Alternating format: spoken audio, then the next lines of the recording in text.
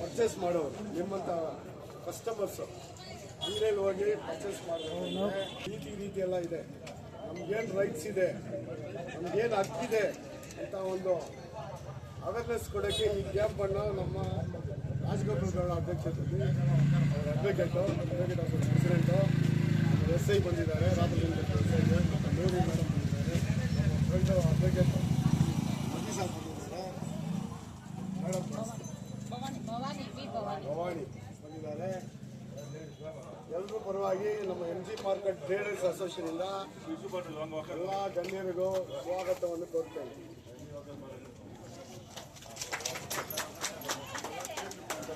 ಇಲ್ಲಿ வந்துட்டு நம்ம வியாபாரிகள் கடையில் போயிட்டு நம்ம கஸ்டமர் என்ன பர்ச்சேஸ் பண்ணுறோம்னா அதை பர்ச்சேஸ் பண்ணும்போது நமக்கு எல்லா உரிமை என்னென்ன உரிமை இருக்குது நம்மளுக்கு அப்படின்னு சொல்கிறதுக்கோசம் தான் இந்த அவேர்னஸ் கேம்ப். என்ன உரிமை இருக்குதுன்னு சொன்னாக்கா வியாபாரிகள் நீங்கள் செலக்ட் பண்ணலாம், இந்த பொருள் தான் வேணும், இது வேணாம், இது வரக்கூடாதுன்னு நீங்கள் தீர்மானிக்கக்கூடிய ஒரு உரிமை உங்களுக்கு இருக்குது. அதே நேரத்தில் அவங்க நம்ம சொல்கிறது எஜமா கடைக்கார ஓனர் கேட்கணும், அதுக்கு ஒரு உரிமை இருக்குது. அதே மாதிரி உங்கள் பொருள் எதனா லாஸ் ஆச்சுன்னா, நீங்கள் வாங்கி பண்ண பொருள் சரியில்லைன்னா அதை திருப்பி கொடுக்கணும், வாபஸ் அவங்க எடுத்துக்கணும். அதே மாதிரி இந்த மாதிரி பல உரிமையெல்லாம் உங்களுக்கு இருக்குதுன்னு விரிவுபடுத்துறதுக்கு சொல்கிறதுக்கு தான் இந்த மீட்டிங் இங்கே நாங்கள் ஆர்கனைஸ் பண்ணிக்கிறோம்.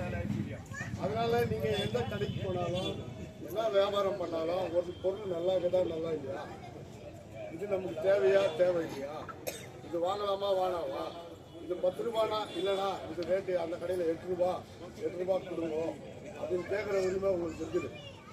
அதே நேரத்தில் நீங்கள் என்ன சொன்னாலும் அதை ஓனர் கேட்கணும். ஆனால் இந்த அரிசி எங்களுக்கு தேவையில்லை, வேறு மாற்றி கொடுங்கன்னா அந்த ஓனர் கேட்கணும், கடைக்காரர் கேட்கணும், அந்த உரிமை உங்களுக்கு இருக்குது. அதே மாதிரி ஒரு பொருள் நீங்கள் வாங்கிட்டு போயிட்டு பிறகு அது டேமேஜ் ஆச்சுன்னா நல்லா இல்லைன்னு சொன்னால் நீங்கள் கடைக்காரங்க வாபஸ் எடுத்து கொடுக்கலாம். இதுக்கெல்லாம் உங்களுக்கு உரிமை இருக்குது. அப்படி இல்லைன்னா நீங்கள் போலீஸ் கம்ப்ளைண்ட் பண்ணலாம், இல்லை பெரியவங்க யார் இருக்கிறாங்களோ அவங்கக்கிட்ட நீங்கள் ரிப்போர்ட் பண்ணலாம்.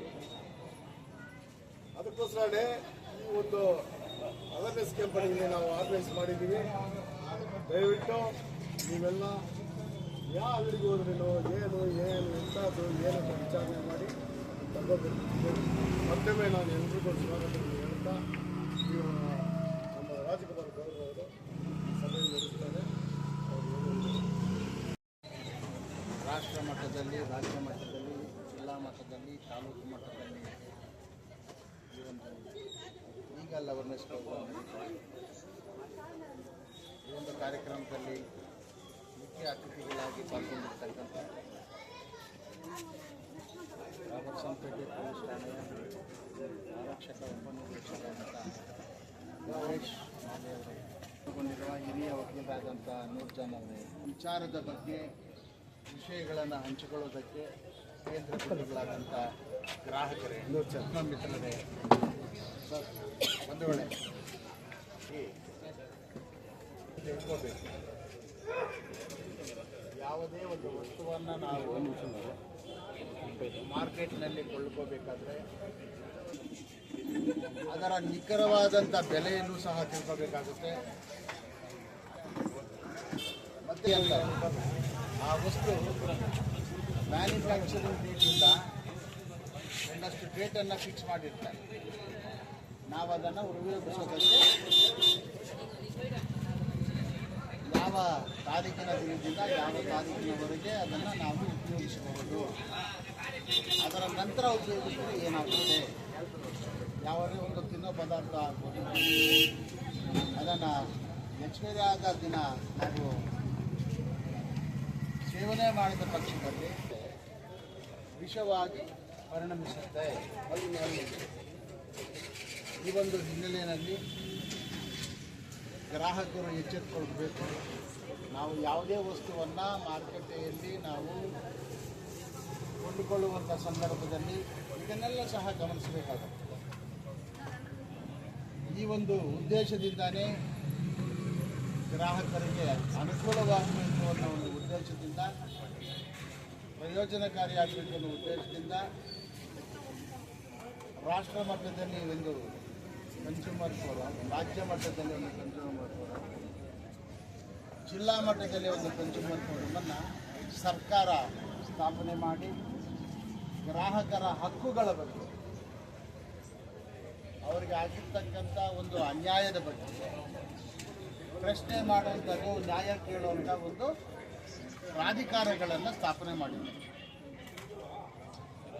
ಅದನ್ನು ಜನ ಸದುಪಯೋಗಪಡಿಸ್ಕೋಬೇಕು.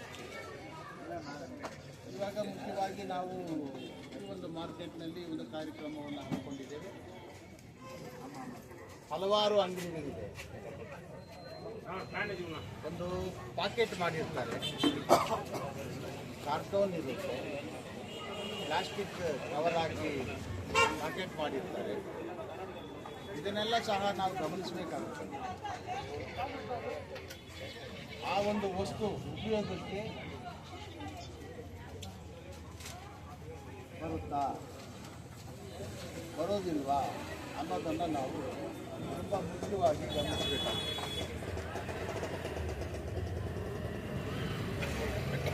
ಇದರ ಬಗ್ಗೆ ಈ ಒಂದು ನಗರಸಭೆ ಸಹ ತಿಳ್ಕೋಬೇಕಾಗುತ್ತೆ. ನಗರಸಭೆಯ ಅಧಿಕಾರಿಗಳು ಅದಕ್ಕೆ ಅಂತ ಆರೋಗ್ಯಾಧಿಕಾರಿಗಳಿರ್ತಾರೆ, ಹೆಲ್ತ್ ಇನ್ಸ್ಪೆಕ್ಟರ್ ಅಂತ ಅವರು ಸಹ ಇದನ್ನೆಲ್ಲ ಗಮನಿಸಬೇಕಾಗುತ್ತೆ. ಮತ್ತು ಸ್ವಚ್ಛತೆಯನ್ನು ಸಹ ನಗರಸಭೆ ಕಾಪಾಡಬೇಕಾಗುತ್ತೆ. ಮುಖ್ಯವಾಗಿ ಆರೋಗ್ಯಕರವಾದಂಥ ಒಂದು ವಾತಾವರಣವನ್ನು ಮಾರ್ಕೆಟ್ನಲ್ಲಿ ರೂಪಿಸಬೇಕಾಗುತ್ತೆ. ಆರೋಗ್ಯ ಇಲ್ಲ ಅಂದರೆ ಮನುಷ್ಯನ ಜೀವನ ತುಂಬ ಕಷ್ಟಕರವಾದಂಥ ಒಂದು ಜೀವನ. ಹಾಗಾಗಿ ಈ ಒಂದು ಕಾರ್ಯಕ್ರಮದಲ್ಲಿ ನಾವೆಲ್ಲ ಪಾಲ್ಗೊಂಡಿದ್ದೀರಾ. ಇನ್ನು ಹಲವಾರು ನಮ್ಮ ಮುಖ್ಯವಾಗಿ ನಮ್ಮ ರಿಸೋರ್ಸ್ ಪರ್ಸನ್ಸ್ ಪ್ಯಾನಲ್ ಅಡ್ವೊಕೇಟ್ಸ್ ಇದ್ದಾರೆ, ಅವರು ಮಾತಾಡ್ತಾರೆ. ಇದ್ರ ಬಗ್ಗೆ ಮುಖ್ಯವಾಗಿ ನೀವೆಲ್ಲ ತಿಳ್ಕೊಬೇಕಾಗಿರೋದು, ಆರೋಗ್ಯಕ್ಕೆ ಹಾನಿಕರವಾದಂಥ ವಸ್ತುವನ್ನು ನಾವು ಸೇವನೆ ಮಾಡಬಾರ್ದು. ಈ ಒಂದು ನಿಟ್ಟಿನಲ್ಲಿ ಈ ಒಂದು MG ಮಾರ್ಕೆಟಲ್ಲಿ ಮೋಹನ್ ರಾಜ್ ಅವರು ಸಹ ಕಾಂಗ್ರೆಸ್ ಲೀಡರ್ ಆಗ್ತಿದ್ದು ಯಾವ್ಯಾವುದೋ ಕಾರ್ಯಕ್ರಮಗಳು ಬೆಳಗಿಂದ ಇತ್ತು ಅಂತ ಅನಿಸುತ್ತೆ. ಸ್ವಲ್ಪ ಲೇಟ್ ಆದರೂ ಪರವಾಗಿಲ್ಲ, ಕಾರ್ಯಕ್ರಮವನ್ನು ಹಮ್ಮಿಕೊಂಡಿದ್ದಾರೆ. ಇದು ಸರ್ಕಾರದ ಕಾರ್ಯಕ್ರಮ, ಬೇರೆ ಯಾದರೂ ಪ್ರೈವೇಟ್ ಕಾರ್ಯಕ್ರಮ ಅಲ್ಲ. ಒಂದು ಕಾರ್ಯಕ್ರಮಕ್ಕೆ ನಮ್ಮ ಸ್ವಂತ ಕಾರ್ಯಕ್ರಮಗಳನ್ನು ಮಾಡ್ತಾ ಇದ್ದಾರೆ. ಚಾನಲ್ ಮುಖಾಂತರ, ಪೇಪರ್ ಮುಖಾಂತರ, ಯೂಟ್ಯೂಬ್ ಚಾನಲ್ ಮುಖಾಂತರ ಅದಕ್ಕೆ ಈ ಒಂದು ಮಾಧ್ಯಮದವರು ಅವರಿಗೆ ವಿಶೇಷವಾಗಿ ಸಮಾಜದಲ್ಲಿ ಗೌರವ. ಕಾರಣ ಏನು ಅಂತಂದರೆ, ಸಮಾಜದ ಆಗುಹೋಗುಗಳ ಬಗ್ಗೆ ಸಮಾಜಕ್ಕೆ ತಿಳಿಸ್ತಾರಲ್ವಾ, ಆ ಒಂದು ನಿಟ್ಟಿನಲ್ಲಿ ಈ ಒಂದು ಕಾರ್ಯಕ್ರಮವನ್ನು ಹಮ್ಮಿಕೊಂಡಿದ್ದು, ಗ್ರಾಹಕರು ಯಾವುದೇ ರೀತಿ ಮೋಸ ಆಗಬಾರ್ದು. ಯಾವುದೇ ವಸ್ತುವನ್ನು ಕೊಂಡ್ಕೊಳ್ಬೇಕಾದ್ರೆ ಅದನ್ನು ಎಕ್ಸ್ಪೈರಿ ಡೇಟನ್ನು ಗಮನಿಸಬೇಕು ಅಂತ ಸಂದರ್ಭದಲ್ಲಿ ಹೇಳ್ತಾ ಈ ಒಂದು ಕಾರ್ಯಕ್ರಮದಲ್ಲಿ ಪಾಲ್ಗೊಳ್ಳುವ ಅವಕಾಶ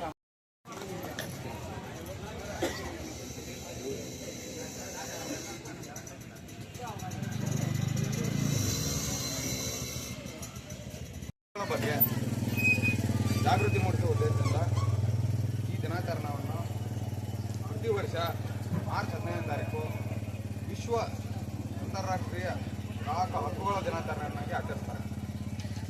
ಏನಿದೆ ಪರ್ಪಸ್ ಅಂದರೆ, ಒಂದೊಂದು ದಿನ ಇದಾವೆ, ಯಾರು ಸೇಲ್ ಮಾಡ್ತಾರೋ ಅದನ್ನು ಯಾವುದೇ ಒಂದು ಫುಡ್ ಆಗಿರ್ಬೋದು ಅಥವಾ ಮೆಡಿಸಿನ್ ಆಗಿರ್ಬೋದು, ಪ್ರತಿಯೊಂದು ವಸ್ತುವಿಗೂ ಅದರದೇ ಆದ ಉತ್ಪಾದನೆ ಎಲ್ಲಿ ಉತ್ಪಾದನೆ ಆಗುತ್ತೋ ಅದು ನಮ್ಮ ಗ್ರಾಹಕರಿಗೆ ಯಾವ ರೀತಿ ದಕ್ಕಬೇಕು, ಮತ್ತು ಗ್ರಾಹಕರ ಹಕ್ಕುಗಳು ಯಾವ ರೀತಿ ಮೋಸಕ್ಕೆ ಒಳಗಾಗ್ತಾರೆ ಅದನ್ನು ಯಾವ ರೀತಿ ತಡಿಬೇಕು ಅನ್ನೋ ಉದ್ದೇಶದಿಂದ ಇದನ್ನು ಜಾಗೃತಿ ಮೂಡಿಸೋಕ್ಕೋಸ್ಕರ ಮಾಡಿರೋದು. ಯಾಕಂದರೆ ಈಗ ಕೆಲವೊಂದು ಸಾರಿ ನೋಡ್ತೀವಿ ನಾವು ಏನೇ ಐಟಮ್ಸ್ ತೊಗೊಂಬರ್ಬೇಕಾದ್ರೆ ಫುಡ್ ಐಟಮ್ಸ್ ಆಗಿರ್ಬೋದು, ಮೆಡಿಸಿನ್ ಆಗಿರ್ಬೋದು, ಅದರಲ್ಲಿ ಕೆಲವೊಂದು ಆವಾಗಲೇ ಹೇಳಿದ್ರು ಮ್ಯಾನುಫ್ಯಾಕ್ಚರ್ ಡೇಟು ಮತ್ತು ಎಕ್ಸ್ಪೈರಿ ಡೇಟು, ಯಾವುದೇ ಒಂದು ವಸ್ತು ಉತ್ಪಾದನೆ ಆದರೆ ಅದರ ಮೇಲೆ ಯಾವ ದಿನಾಂಕ ಉತ್ಪಾದನೆ ಆಗಿದೆ ಎಂಬುದನ್ನು ಮೆನ್ಷನ್ ಮಾಡ್ತಾರೆ. ಮತ್ತು ಯಾವಾಗ ಎಕ್ಸ್ಪೈರಿ ಆಗುತ್ತೆ ಇನ್ ಬಿಟ್ವೀನ್ ಅಷ್ಟರ ಒಳಗಡೆ ಅದನ್ನು ಉಪಯೋಗಿಸ್ಬೇಕು. ಅದಾದಮೇಲೆ ಕೆಲವೊಂದು ಸರಿ ಏನಾಗುತ್ತೆ ಗೊತ್ತಿರಲ್ಲ, ಹಂಗೆ ಇಟ್ಕೊಂಡಿರ್ತಾರೆ ಐಟಮ್ಗಳು. ಕೆಲವೊಂದು ಎಕ್ಸ್ಪೈರಿ ಡೇಟ್ ಮುಗಿದೋಗಿರ್ತವೆ, ಅವುಗಳನ್ನ ಹಂಗೆ ಇಟ್ಕೊಂಡಿರ್ತಾರೆ. ಹಂಗೆ ಏನಾದರೂ ಗ್ರಾಹಕರು ತೊಗೊಂಡು ಹೋಗಿ ಅದನ್ನು ಉಪಯೋಗಿಸಿದರೆ ನೀವು ಯಾವುದು, ಫಾರ್ ಎಕ್ಸಾಂಪಲ್ ಈಗ ತಲೆಗೆ ಹೇರ್ ಆಯಿಲ್ ಹಾಕೋದು ಮತ್ತು ಕಲರ್ ಹಚ್ಕೊಳ್ಳೋದು ನೋಡ್ತೀವಿ. ಕೆಲವೊಂದು ಏನಾಗ್ತವೆ ಎಕ್ಸ್ಪೈರಿ ಆದಮೇಲೆ ಅವು ನೀವು ಬಳಕೆ ಮಾಡಿದರೆ ಅವು ಸ್ಕಿನ್ ಅಲರ್ಜಿ ಮತ್ತು ಕೂದಲು ಉದುರುವಿಕೆ ಅಂತ ಸಮಸ್ಯೆ ಆಗ್ತವೆ. ಅದಕ್ಕೆ ಮುಂಚಿತವಾಗಿಯೇ ಅದನ್ನು ಎಕ್ಸ್ಪೈರಿ ಡೇಟ್ ನೋಡ್ಕೊಂಡ್ಬಿಟ್ಟು ಅದನ್ನು ಪರ್ಚೇಸ್ ಮಾಡ್ತೀವಿ. ಇಂಥವು ಕೆಲವೊಂದಿಷ್ಟು ವಿಚಾರಗಳಿಗೆ ಮೋಸಕ್ಕೆ ಒಳಗಾದರೆ, ಏನಾದರೂ ತೊಂದರೆಗೆ ಅನುಭವಿಸಿದರೆ, ಅಥವಾ ನಿಮಗೆ ಈಗ ಕೆಲವೊಂದು ಏನಾಗುತ್ತೆ ಪ್ರಾಡಕ್ಟು ಬೈ ಮಾಡ್ತೀರಾ, ಬೈ ಮಾಡಿದ ಮೇಲೆ ಏನಾಗುತ್ತೆ ಅದು ಸರಿಯಾಗಿ ವರ್ಕ್ ಆಗಲ್ಲ, ಅದಕ್ಕೆ ಅದನ್ನು ರೀಪ್ಲೇಸ್ ಮಾಡಕ್ಕೆ ಹೋಗ್ತೀರಾ. ರೀಪ್ಲೇಸ್ ಆಗಲ್ಲ. ಇದು ಯಾವುದೇ ಒಂದು ವಸ್ತು ಮ್ಯಾನುಫ್ಯಾಕ್ಚರ್ ಆದಮೇಲೆ ಅದಕ್ಕೆ ವಾರಂಟಿ ಡೇಟ್ ಇರ್ತದೆ. ಇನ್ ಬಿಟ್ವೀನ್ ವಾರಂಟಿ ಡೇಟ್ ನೀವು ಕೊಟ್ಟರೆ ಪ್ರಾಡಕ್ಟನ್ನು ತಿರ್ಗಾ ವಾಪಸ್ಸು ಹೊಸದು ಕೊಡಬೇಕು, ಇಲ್ಲಾಂದರೆ ಅದನ್ನು ರಿಪೇರಿ ಮಾಡಿ ಕೊಡಬೇಕು ಅವರು. ಅಂಥವುಗಳ ಸಮಸ್ಯೆಗಳ ಅನುಭವಿಸ್ತೀರ, ನಿಮ್ಗೆ ಗೊತ್ತಿರಲ್ಲ ಏನು ಮಾಡಬೇಕು ಮುಂದೆ ಅಂತ. ಅಂಥದ್ದೇನಾದರೂ ಇದ್ದರೆ ನೀವು ಕನ್ಸ್ಯೂಮರ್ ಕೋರ್ಟಿಗೆ ಹೋಗ್ಬೋದು. ಕನ್ಸ್ಯೂಮರ್ ಕೋರ್ಟಿಗೆ ಹೋಗಿ ನೀವು ಕಂಪ್ಲೇಂಟ್ ರೈಸ್ ಮಾಡ್ಬೋದು.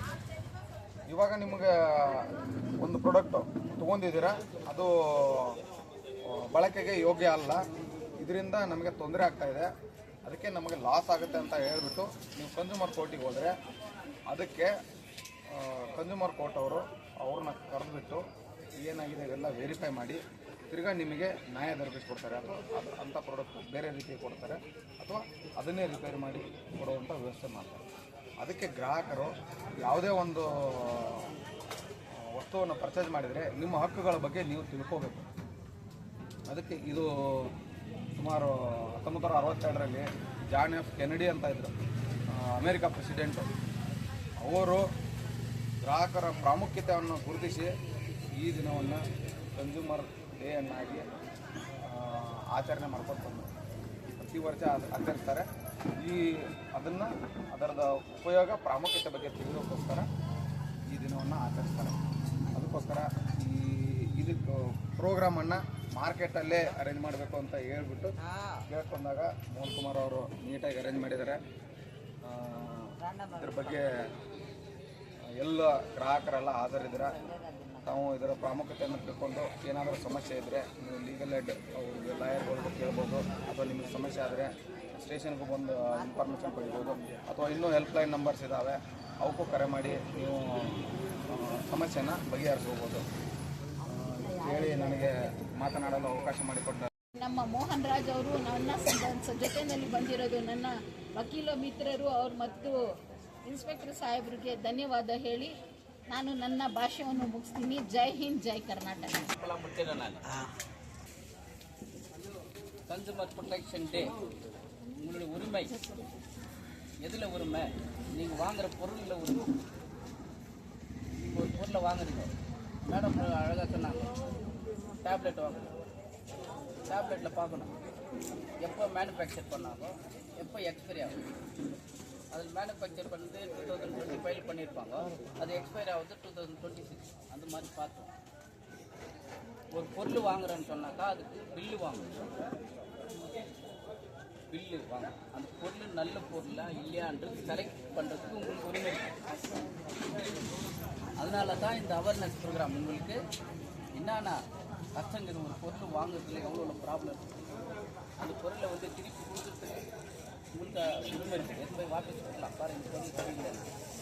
அவங்க மறுத்தாங்களானாக்கா நீங்கள் டிஸ்ட்ரிக்ட் லெவலில் ஒரு கோர்ட் இருக்குது, கன்சூமர் ப்ரொடெக்ஷன் கோர்ட், அதில் நீங்கள் கேட்க. அதுக்கு தான் இந்த மாதிரி அவேர்னஸ் செய்யுங்க. இது மார்ச் 15 இது ஒரு இந்த இன்டர்நேஷ்னல் உலகம் பூரா இது நடத்துகிறாங்க. டிசம்பர் 24 வந்து நேஷ்னல் லெவலில் நடத்துகிறாங்க. இந்த ப்ரோக்ராம் வந்து நம்ம மோகன் ராஜ் ட்ரேட் யூனியன், நம்ம market trade union president, vice president Sridhar பிள்ளை மற்றும் எல்லாம் சேர்ந்து இந்த ப்ரோக்ராம் நடத்துகிறாங்க. அதில் நம்ம அத்தியட்சர் ராஜகோபால் கவுடர் அட்வொகேட் வழக்கறிஞர்கள் சங்கத்தினுடைய தலைவர் ராபர்ட்சன் PSI மகேஷ் சார் வந்துக்கிறாரு. அவங்க நூர்ஜாகன் மேடம், பவானி அவங்களெல்லாம் வந்து இதை பற்றி எடுத்து சொல்கிறது. இது வந்து ஒரு கவர்மெண்ட் ப்ரோக்ராம். மக்களுக்கு எந்த ஒரு தொந்தரவும் வரக்கூடாது. நீ வாங்குற பொருள் எதுவும் ஒரு தொந்தரவு வாங்கக்கூடாது. அவங்க மார்க்கெட்டில் வாங்குற பொருள் அவங்க ஓனர் வந்து வாங்கலை நம்ம மறுத்தாங்களானாக்கா நீங்கள் இந்த டிஸ்ட்ரிக்ட் லெவலில் போய் கேஸ் ஃபைல் பண்ணிக்கலாம்னா டேமேஜ் இது மாதிரி ஆகிக்குதுன்னு சொன்னாக்கா அதுக்கு தகுந்த பரிகாரம் உங்களுக்கு கொடுப்பாங்க. நம்ம கேஜிஎஃப்பில் அது மாதம்லாம் அந்த மாதிரி நடக்கலை. அந்த மாதம் யாரும் கம்ப்ளைண்ட் கொடுக்கல. உங்களுக்கு அந்த மாதிரி இருந்தாச்சுன்னாக்கா மார்க்கெட் அசோசியேஷன் கம்ப்ளைண்ட் கொடுக்கலாம், நம்ம ராபர்ட்சன்பேட் போலீஸ் ஸ்டேஷனில் கம்ப்ளைண்ட் கொடுக்கலாம், இல்லை லாயருங்கிட்ட கம்ப்ளைண்ட் கொடுத்தாக்கா அவங்க வந்து அதுக்கு தகுந்த மாதிரி உங்களுக்கு சேவை செய்யும். அதெல்லாம் இதனாலெல்லாம் தெரிஞ்சுக்கணுன்றது தான் உங்களுக்கு ரொம்ப அழகாக நூர்ஜாகன் மேடம், ராஜகோபால் கவுடர் பேசினார், நம்ம பேசுகிறார். உண்மையிலே இவர் நம்ம மோகன் ராஜ் பேசுகிறப்ப நீங்கள் உண்மையான யாருனாக்கா நீங்கள் தான் கிரகர்னா கன்சூமர்ஸ் யாருன்னா நீங்கள் தான் உண்மையான. இவ்வளோ நேரம் நீங்கள் இந்த நாங்கள் பேசுறதெல்லாம் கேட்டு உக்காந்துக்கிறீங்கன்னு சொன்னால் உண்மையில் நாங்கள் ரொம்ப பெருமைப்படுறோம். அதால் தைரியமாக நீங்கள் கேட்கணும். என்ன பொருள் இது என்ன எப்போ டேட்டுக்கு இது பாரு எக்ஸ்பைரி இது கூட இருக்குது, எப்போ இது மேனுஃபேக்சர் பண்ணாங்க, எப்போ இதில் க்ளோஸ் ஆகுதுன்னு கேட்குறதுக்கு உங்கள் உரிமை நீங்கள் தட்டி கேட்குறதுக்கு தான் சட்டம். ஸ்ரீதர் பிள்ளைவர் அவரும் இந்த மாதிரி நடந்து அநியாயம் நடக்குது பேப்பர் போட்டு கிடையாது அட்வைசரா நம்ம அதெல்லாம் கோஆப்ரேஷன் யார் பண்ணோம் நீங்கள் கொடுக்கணும். உங்களுக்கு கோஆப்ரேஷன் இல்லாத எது வரும் நடக்காது. இனிமேல் வந்து எந்த ஒரு பொருள் வாங்கினாலும் பார்த்து வாங்கிக்கோ, பில்லு வாங்கிக்கோ.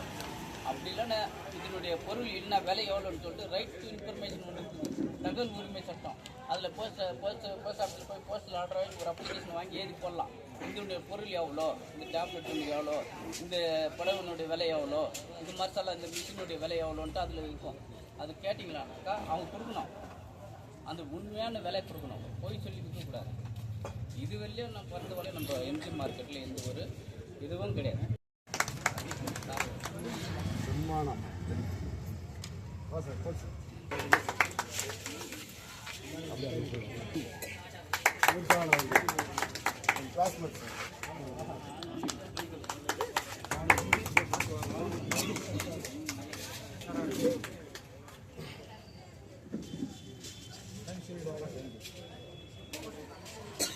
ವಿಶ್ವ ಗ್ರಾಹಕರ ಹಕ್ಕುಗಳ ದಿನಾಚರಣೆ ಬಗ್ಗೆ